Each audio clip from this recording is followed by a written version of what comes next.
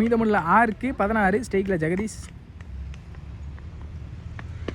இந்த பாலே விலைக்கு போட்டாங்க. இங்கே ஒயிட். மீதமுள்ள 6க்கு 15. இந்த முறையும் விலைக்கு போட்டாங்க. Wide, back to back wide. Dot ball, sorry best call. அங்கே டாட் கொடுத்துருக்காங்க, பாக்ஸில் போட்டுச்சு. நெக்ஸ்ட் ஒன் ஸ்ட்ரைக்கில் ஜெகதீஷ். கண்டிப்பாக ஒரு பெரிய ஷாட் வேணும் ஜெகதீஷ் பேட்லேருந்து. இங்கே சரியான கனெக்ட் இல்லை. Toss ball. இங்கே ஒரு மிஸ்ஃபீல்ட். இங்கே சிங்கிள் தான் கிடைக்கும், ஏன்னா ஆதிக்கு தான் ஸ்ட்ரைக் கொடுப்பாங்க. கண்டிப்பாக பெரிய ஷாட்டு போகணும். இங்கே சிங்கிள். ஸ்ட்ரைக்கில் ஆதி கண்டிப்பாக பெரிய ஷாட்டுக்கு தான் போவாங்க. இந்த முறை நல்ல லெந்த படித்தாங்க பவுலர். இங்கே டாட் பால், வெல் போலிங் பிரபு. மீதமுள்ள 3க்கு 16. கண்டிப்பாக 3 பெரிய ஷாட் ஆடி ஆகணும். ஸ்ட்ரைக்கில் ஆதி அடிக்கக்கூடிய பேட்ஸ்மேன் தான் இருக்காங்க. நெக்ஸ்ட் ஒன் ஸ்டார்ட்ல இருந்த பந்து நெத்திக்கு நெத்தி. அங்கே 6.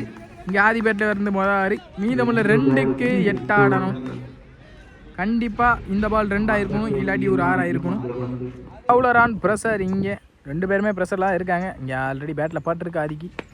இந்த முறை ஸ்லாட்டில் இந்த பந்து குறுக்க எடுத்தாங்க. நல்லா ஸ்டாப் கூட. இங்கே சிங்கிள். அங்கே மிஸ்ஃபீல்ட். கண்டிப்பாக 2ஆம் மாதிரி நினைக்கிறேன். இங்கே சிங்கிள் ப்ளஸ் ஒரு ரன் அவுட். மீதமுள்ள 1க்கு 6 அடித்தா இங்கே மேட்சை ட்ராப் பண்ணலாம். தமிழில் 1க்கு 6. இங்கே பேட்ஸ்மேனும் ரெடி, பவுலர் ரெடி. என்ன ஆகுதுன்னு பார்ப்போம். கீப்பரும் அப் டு போயிருக்காங்க. மைண்டை போட்டு அங்கே இந்த டாட்டோட இந்த மேட்சை வின் பண்ணுறாங்க. வின்னர் சிசி நல்லா கஷ்டப்பட்டு வந்தாங்க மேலே வரைக்கும். இன்னும் ஒரு பேட்ஸ்மேன் கண்டிப்பாக அதிகம் சப்போர்ட் பண்ணி கொடுத்தா மேட்ச் எடுத்துகிட்டு போயிருப்பாங்க. Well play Adina.